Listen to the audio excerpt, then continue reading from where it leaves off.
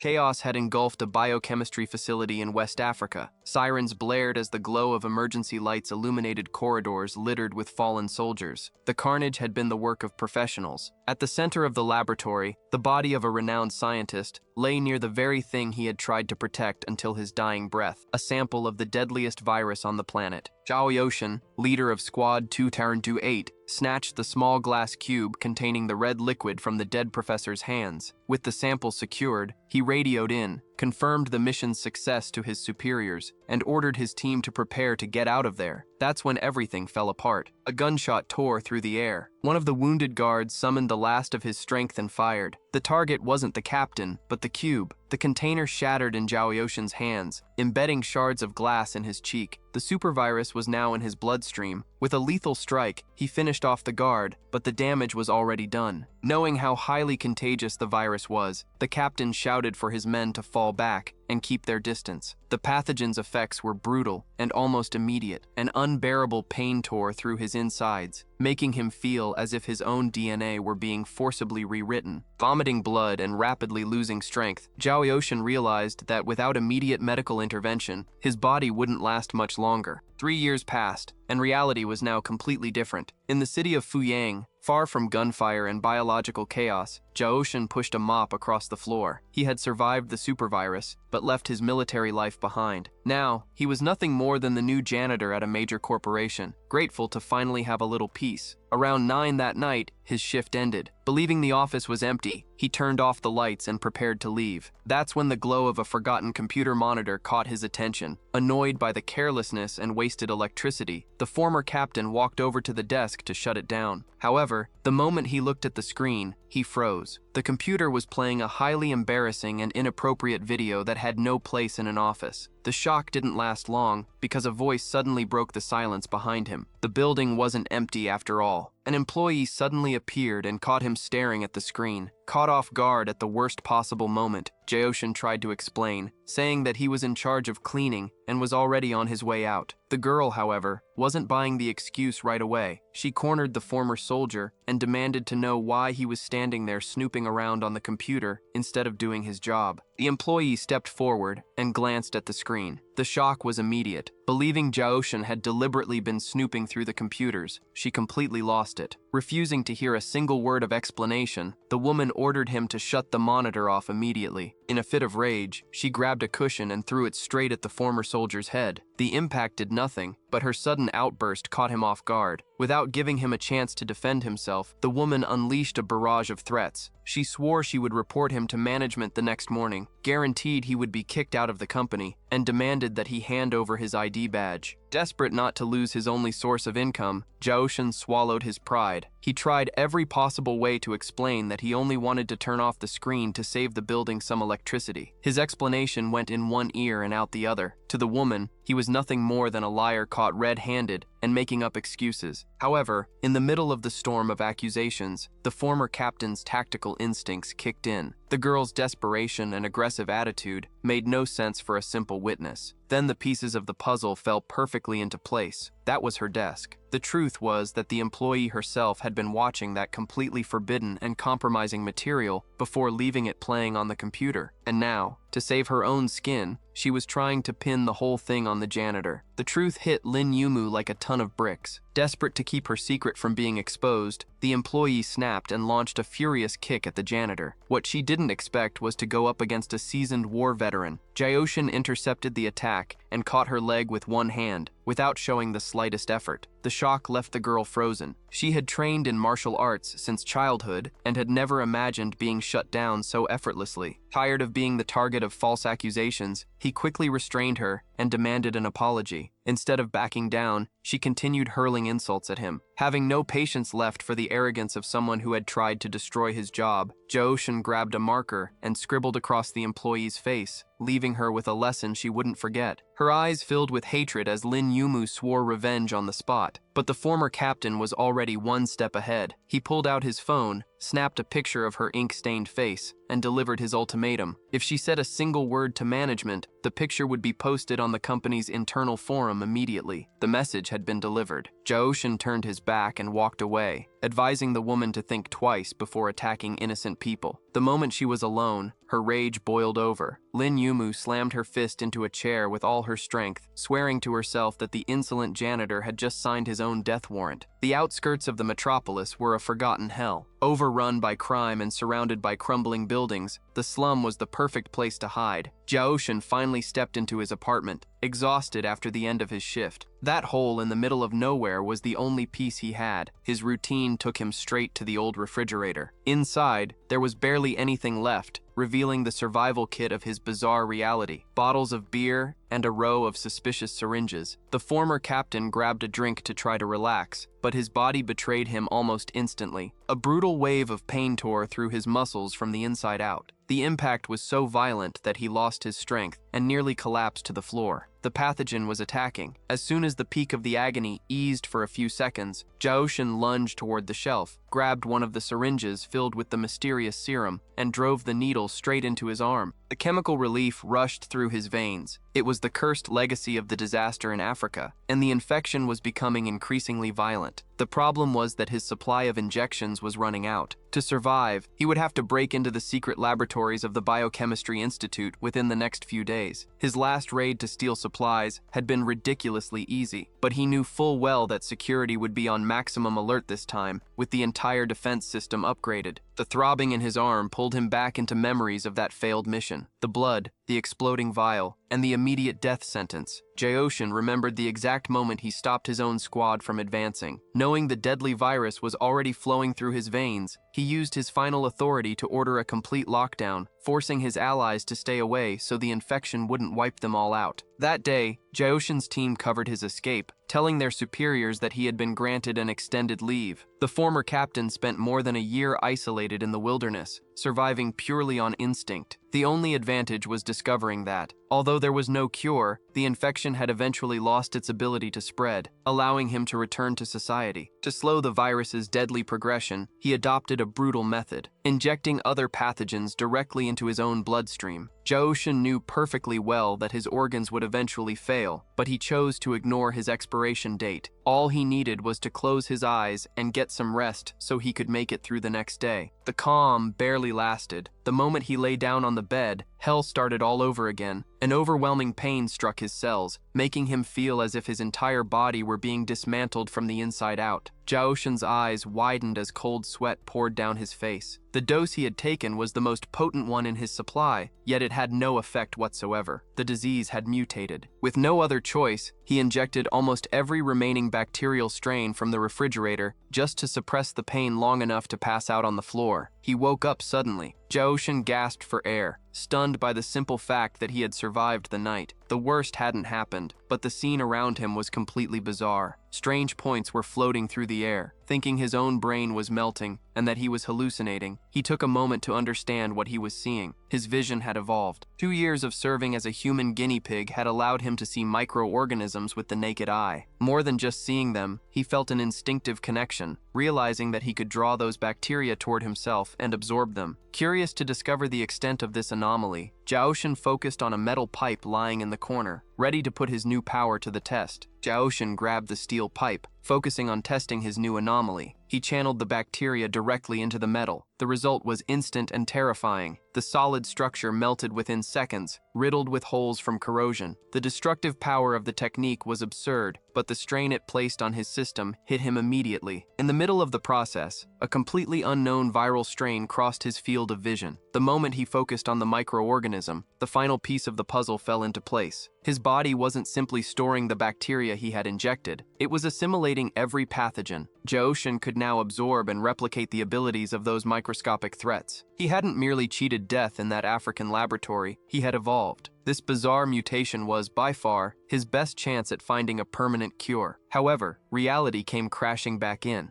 A violent coughing fit nearly sent him to the floor, making it clear that the energy he had expended had had pushed him past his limits. Forced rest was his only option if he didn't want to black out for good. Far from that rundown neighborhood, the atmosphere inside the corporate building was one of pure hierarchy. Two female employees bowed respectfully as their boss walked down the hallway. The woman who had been cornered the night before wasn't just any employee. Lin Yumu controlled a multi-billion-dollar empire and carried the feared title of the Ice Goddess. As soon as she took her seat in the CEO's office, a sharp pain shot through her back and made her freeze. The impact from being thrown against the desk the night before was still punishing her muscles. The memory of what happened was a direct trigger for her hatred. The thought of being overpowered and humiliated by some low-level janitor in her own territory was unacceptable to the all-powerful CEO. With her pride wounded and her fury at its limit, Lin Yumu set a single goal. Jaoshin would be hunted down and destroyed without mercy. However, time was running out. With her assistant about to open the door, the Ice Goddess swallowed her anger, froze her emotions, and restored her impenetrable composure, ready to launch her counterattack. The Ice Goddess needed backup, and the best option was already in the building. Chu Yaoyao, Lin Yumu's younger sister and vice president, barged into the office right at 7 in the morning. Famous for her explosive temper and her love of tormenting employees, she threw herself onto the couch with absolutely no formality, complaining that she had twisted her ankle rushing over and immediately demanding a spa appointment after work. Annoyed by her lack of manners, the CEO demanded that she straighten up, warning her about the scandal that would erupt if some man suddenly walked into the office. With a sharp, dangerous smile, the vice president fired back immediately, assuring her that anyone who crossed that door without permission wouldn't make it out alive. But the playful tone quickly disappeared. This was about war. Lin Yumu described the humiliating confrontation she had suffered the night before, making it clear that she wanted the culprit's head. Always efficient, Chu Yaoyao tossed an envelope onto the desk. Inside was Jaoshin's complete, thoroughly investigated personnel file. With a curious yet deadly look in her eyes, the younger sister couldn't wait to find out what kind of madness this man had committed to unleash the president's unstoppable fury. The absolute mystery surrounding Jaoshin's past left Lin Yumu intrigued. The file contained no bombshell information, but the little that was there was already enough ammunition for the president to launch her counterattack. Blinded by her desire for revenge, she shot up from her chair, but the sharp pain in her back, a lingering reminder of the previous night's fight, made her freeze and immediately grimace. Alarmed by her reaction, Chu Yaoyao asked what was wrong. Hiding her discomfort, the Ice Goddess brushed it off and got straight to the point, assigning her mission of destruction. The vice president would have to turn that janitor's daily routine into an absolute nightmare. The idea sounded ridiculous to Chu Yaoyao. Why would a woman at the top of the corporate food chain waste her time on some random employee who made next to nothing? As far as she was concerned, signing the man's termination papers would solve the problem in a heartbeat. But Lin Yumu shut the idea down immediately. Throwing him out onto the street would be far too easy a punishment. She wanted to see the man pushed to his limit, suffering through every second of his shift. Watching her sister's blind rage, now displaying an unusual level of aggression, Chu Yaoyao realized there was much more to the story. Driven by curiosity and willing to fight for her family, she smiled and agreed to do the dirty work. Jaoshin's days were officially numbered. There was just one catch. The vice president demanded a hefty price for her services. In exchange for ruining the janitor's life, the Ice Goddess would have to take over a mountain of paperwork from her department. Alone in the office, Lin Yumu glared at Jaoshin's file. Rage consumed her so completely that she grabbed a pen and drove it with brute force straight through the former soldier's photograph. The promise had been made. The president wouldn't rest until he was on his knees begging for forgiveness. Until that day came, every move the janitor made would be watched. Far away, Jaoshin's blackout finally came to an end. His body had paid a heavy price for the mutation, forcing him to sleep for 3 entire days. When reality finally hit him, panic took over. Being gone for that long meant a massive deduction from his paycheck, and losing his only source of income was out of the question. He threw on his clothes and rushed toward the office. With his stomach growling after dozens of hours without eating, Jaoshin made a quick stop at his favorite street food stall. The vendor, who had known him for years, immediately struck up a conversation. The man's wife worked at the same corporation and had already spread the gossip about the janitor's absence. Before Jaoshin left, the old man invited him over for dinner and a few beers later that night. Since his shift would end early, he accepted the offer without hesitation. Meanwhile, on the executive floor, Chu Yaoyao wasn't messing around. Taking advantage of the target's 3-day absence, the vice president had planned a flawless ambush. The moment the secretary called to say that Jaoshin had entered the building, the gears started turning. Lin Yumu received the alert at the exact same second, rushed into her sister's office, and the two of them prepared to watch their enemy's destruction from the front row. Completely unaware of the trap waiting for him, Jaoshin started his shift already cornered, desperately trying to calm his department supervisor and begging for a chance to explain himself before being punished. The supervisor wasn't interested in excuses. To him, it was completely unacceptable for a new hire to disappear for 3 days before even signing his probationary contract. Unfazed by the lecture, Jaoshin played his trump card. He reminded his superior that he wasn't the only one breaking the company's rules, pointing out that the boss himself had disappeared for 8 days the previous month. Caught off guard and backed into a corner, the man tried to shut down the conversation immediately, desperately signaling that they were being watched by a camera. Jaoshin played innocent, but his tactical instincts had already mapped out the room. He spotted the ambush the moment he stepped inside, noticing the hidden cameras and the obvious setup. Determined to stir the pot, the former captain raised his voice and made sure to remind everyone about the time the supervisor had badmouthed Chu Yao Yao. The boss nearly had a heart attack from sheer panic, ordering the janitor to shut up and go to hell by himself. Behind the scenes, watching the feed, the vice president was absolutely furious after hearing the criticism directed at her. Completely losing it, the supervisor came up with an outrageous punishment to silence his subordinate. Jaoshin would have to clean every room from the first floor all the way up to the 67th. What sounded like an inhumane punishment didn't make the slightest difference to the former soldier. Thanks to his physique, enhanced by the mutation, the heavy workload wouldn't be a problem, and he was simply relieved that he hadn't been fired. To put the cherry on top, the shameless janitor had the nerve to ask for a loan. The boss stood there frozen, unable to believe the employee's unbelievable audacity after all the chaos he'd just caused. The supervisor shut down the request for money immediately. In his eyes, it was the ultimate nerve for the guy to disappear off the map and then come back asking for an advance. His message was crystal clear. If he needed money, he could work his ass off and earn his paycheck. Without arguing, Jaoshin grabbed his cleaning supplies and headed into battle. Far away, watching the monitors, Chu Yao Yao was already planning her next move. The vice president suggested dragging the janitor into the administrative department, creating the perfect opportunity to make his life miserable up close. Lin Yumu poured out all her contempt, declaring that the target was nothing more than a college-educated illiterate who was barely good enough to pick up the company's trash. The great irony was that Jaoshin was nowhere near college-educated. Even his high school diploma was a cheap fake he had bought on the black market for a few bucks. Seeing his brute strength and insane pace while handling the heavy workload, Chu Yao Yao considered making him part of the building's security team. That idea was enough to make Lin Yumu explode. Giving the man who had humiliated her a respectable position was completely out of the question. Her hatred erupted so violently that even her younger sister was startled by the intensity of her outburst. With her ego crushed, the CEO declared that she wouldn't be able to sleep peacefully until she destroyed her enemy. The order was absolute. The vice president had to launch the attack the very next morning, with no room for failure. Even though she thought the reaction was excessive, Chu Yao Yao sealed the deal and accepted the mission. A few hours later, Jaoshin had annihilated the dirt on every floor in an absurd amount of time for an ordinary human. The punishment was complete. Ready to leave, he suddenly remembered the street vendor's invitation. They had agreed to hang out and have a few beers, and the former captain knew showing up at the old man's house empty-handed would be bad manners. Before heading to dinner, he changed course to pick up a proper gift. After finishing the cleaning marathon, Jaoshin gave his boss the all-clear. The supervisor checked that everything was spotless and released him from his shift, but proving that he had absolutely no sense of danger, the former captain asked for money again. He came straight out with it. He needed to buy food and promised to pay back every penny on payday. The boss shut the conversation down immediately, losing his mind over the employee's nerve after he had nearly ruined his career just hours earlier. There was no way he was getting any money. The scene shifts, throwing us into the city's darkest side. The street was a black hole where people disappeared without a trace, a territory ruled by muggers and chaos. If you became someone's target there, your chances of making it home in one piece were almost non-existent. In the middle of this hellhole, a girl wandered down an alley. Once she realized she had ended up in the worst possible neighborhood and was completely alone in the middle of the night, panic began to set in. Suddenly, she felt it. Someone was following her. Panic surged through her, forcing her to pick up the pace. The irony was that the threat wasn't a criminal at all, it was Jaoshin. The former soldier's dark, intimidating expression made the girl believe he was the embodiment of a nightmare. But the former captain's radar was already going off. He knew the alley was crawling with real predators, all watching for an easy target. Trying to prevent a disaster, Jaoshin told her to stop and stick close to him, assuring her that it was the only way she would make it out of there alive. His approach was the final trigger for total panic. The girl screamed, calling him a pervert, and took off running, leaving him stunned and offended that she apparently thought he was some kind of criminal. As it turned out, the girl ran straight into the hands of the real threat. The thug she had been so afraid of, known as Wan Mao, suddenly appeared in her path. With a filthy grin, he pretended to be surprised by the encounter and threw out his bait. Since it was his birthday, he invited the girl, whose name was Bella, to celebrate at his hideout. The cat and mouse game had just turned into a closed trap, forcing the girl to face the brutal reality head-on. Wan Mao mocked Bella's attempt to resist, laughing at her threat to call the police. He had no intention of letting her go, acting intimidatingly and touching her face with contempt. He reminded her of his reputation and warned her to choose her words carefully, because she would only be released if she followed his orders. Bella flatly rejected the offer, standing her ground. Before she could react, the tense atmosphere in the alley was shattered by the sudden impact of a red apple exploding against Wan Mao's face, splitting his lip instantly and sending blood flying. The hit came so fast, and with such force that the thug didn't even have time to move. As his henchmen rushed over in panic to help their injured boss, Bella looked around, trying to find whoever had made such a precise throw, and spotted Jaoshin nearby. The young man had been following her for some time, and she quickly realized that she would have been cornered without his unexpected intervention. The problem was that Jaoshin had no noble intention of playing the hero. His biggest concern at that moment was the fact that he had just wasted the fruit he bought as a gift by throwing it at some random guy's face. He was so annoyed that he actually demanded reimbursement for the ruined food. Wan Mao recovered from the initial hit and boiled with rage after seeing some random kid acting tough in the middle of the street. To make the misunderstanding even worse, Jaoshin made it perfectly clear that he wasn't there out of heroism, but simply because he was personally annoyed, causing Bella to back away in fear that she had just stumbled into yet another dangerous man. Assuming the kid was part of some rival gang in the area, Wan Mao tried to settle things through negotiation and made a direct offer, suggesting they split the benefits of the situation and give Jaoshin half of the girl, as long as he helped throw her into the vehicle. The thug thought he could resolve the situation quickly, but Jaoshin immediately fired back, demanding explicit details about what they intended to do with her. His firm attitude completely caught the thug off guard in a place ruled by crime. That's when Jaoshin formally introduced himself as the general manager of the Red Scarf Group, a service specializing in emergency assistance. He assured the young woman that he could handle the entire situation for a standard fee of 1,000 yuan, but warned her that for a slightly higher price, he could clear the area and take down both attackers at once. The criminal's female accomplices were outraged by his audacity. They were used to getting insulted on the streets, but they had never been called ugly aliens before. Taking advantage of the momentum, Jaoshin raised his voice and presented the full service package for 5,000 yuan, a definitive option for anyone looking to eliminate the threat without leaving a trace. He emphasized that he operated privately, didn't negotiate his prices, and demanded an immediate confirmation from the girl before starting the job. Furious that his appearance had been mocked by someone he considered weak, Wan Mao pulled out his favorite blade, ready to carve the kid up right there. The moment the criminal charged forward with the weapon raised, Bella gasped and shouted that she was buying the most expensive package. With the verbal contract sealed, Jaoshin thanked his new client for her business and took control of the fight. The sharp blade came within an inch of his skin, yet the young man's expression remained completely calm and unshaken. Before the knife could complete its swing, Jaoshin delivered a brutal palm strike straight to the attacker's face. The force of the blow was so devastating that Wan Mao was launched through the air, flying several yards before slamming into a concrete wall and spitting broken teeth into his own hand as he hit the ground. The devastating slap had mangled Wan Mao's face in an unbelievable way, but instead of knocking the thug out for good, the pain only fueled his rage. Publicly humiliated in front of everyone in the territory where he had once ruled through fear, the thug was consumed by a sick desire for revenge and bloodshed. Jaoshin, however, couldn't care less about the delinquent's drama and didn't even wait for a speech. Without wasting a second, the young man closed the distance and drove a brutal headbutt straight into the attacker's face, crushing any chance he had of fighting back. Beside him, the criminal's partner watched the scene in complete disbelief, unable to process how his boss had just been beaten to a pulp by some random guy who happened to be walking down the street. Desperate and blaming the girl for the entire mess, the second thug pulled a knife from his pocket and charged at Song Ron Rong with clear intent to kill. But Jaoshin's reaction was unbelievably faster. He rushed in from behind and locked the thug's neck in a precise chokehold before the attack could even be carried out. With tremendous force, the young man clamped down on the thug's throat, leaving him no chance to even breathe. Choking and powerless to fight back, the criminal dropped the knife, which clattered against the pavement, before his body collapsed unconscious onto the hard asphalt. The entire threat had been eliminated within seconds, leaving the girl frozen in shock at such an overwhelming display of power. With the area secured and both attackers lying on the ground, Jaoshin completed the rescue operation with ridiculous ease. Without missing a business opportunity, he turned to Song Ron Rong and offered an additional service. For an extra fee, he promised to make the bodies of the two criminals disappear forever, ensuring complete discretion so the police would never find any trace of what happened. Horrified by the idea of murder, the surgeon immediately refused. She tried to thank him with heartfelt words and blessings, but Jaoshin cut the emotional moment short and demanded payment for the rescue. After checking her purse, Song Ron Rong found only 300 yuan and explained her difficult financial situation. She revealed that she was a newly hired doctor at the People's Hospital and promised to pay the full amount as soon as she received her first paycheck. Jaoshin assessed the situation and agreed to let her pay in installments, but imposed strict terms on the outstanding balance, setting an interest rate of 10% for the first year, and issuing an intimidating warning about the aggressive methods his organization used to track down clients who refused to pay. After confirming that the woman was indeed a surgeon, Jaoshin decided to give her the benefit of the doubt and granted her a 1-month grace period with no additional charges before considering the matter settled. The two went their separate ways, and the girl declined the young man's offer to walk her home, claiming that she lived nearby. The problem was that as they continued down the sidewalk, they kept walking along the exact same street, entered through the same gate, and started climbing the stairs of the same apartment building. Emotional and on the verge of a breakdown, Ron Rong panicked, thinking she was being followed because of the debt. She begged the young man to believe her and promised that she would pay back every penny. Maintaining his calm demeanor, Jaoshin cleared up the misunderstanding and explained that their walk had been nothing more than a coincidence. He had been invited to dinner and drinks at the home of an old acquaintance who lived in the building. At that moment, everything clicked in the young woman's head, leaving her completely stunned. Since there were very few residents on that floor, and remembering her mother's warning about her father's childhood friend coming over, the girl finally said Jaoshin's name out loud, creating an immediate moment of awkwardness between them. The young man was confused about how a stranger he had just rescued could possibly know his name. Then the doctor's realization finally hit her. The famous hot dog vendor known as Old Song was actually her father. She had never imagined that the guest of honor would be such a young man, while Jaoshin was equally stunned to discover that his old friend's daughter was such an attractive woman. Noticing their connection and trying to take advantage of the situation to get out of paying the bill, Ron Rong tried to turn Jaoshin into her family's uncle so the rescue debt could be canceled. The young man shut down the idea immediately, refusing the nickname because of their small age difference and making it clear that the contract signed with his organization could not be canceled or torn up under any circumstances. Realizing she wasn't going to escape the full bill, the girl insisted and begged for at least a friendly discount. Impressed by the doctor's nerve, Jaoshin agreed to waive his personal commission from the bill, leaving the young woman somewhat relieved by the discount. Right in the middle of this bizarre negotiation in the hallway, Ron Rong's mother appeared at the top of the stairs and was shocked to find her daughter casually chatting with the guest of the evening before dinner had even been served. Without wasting any more time, everyone entered the apartment and gathered around the table. Jaoshin and Old Song immediately started pouring drinks to toast their reunion while the women prepared dinner in the kitchen. There was no rush for dinner. Jaoshin wasn't hungry enough to pressure Song Rong and her mother in the kitchen, so he let them work in peace. As they prepared everything, the two women chatted. Her mother was impressed by how easily the young man and her daughter had managed to meet, considering they had never seen each other before. The conversation continued, and the matriarch spoke her mind. She thought Jaoshin was a good man, but completely lacking in ambition and far too lazy. Rong tried to stop her mother, warning that their guest might hear the criticism, but the damage had already been done. Jaoshin heard everything and was visibly annoyed by their judgment. Meanwhile, far away, things were heating up on the villain's side. Wan Mao and his henchmen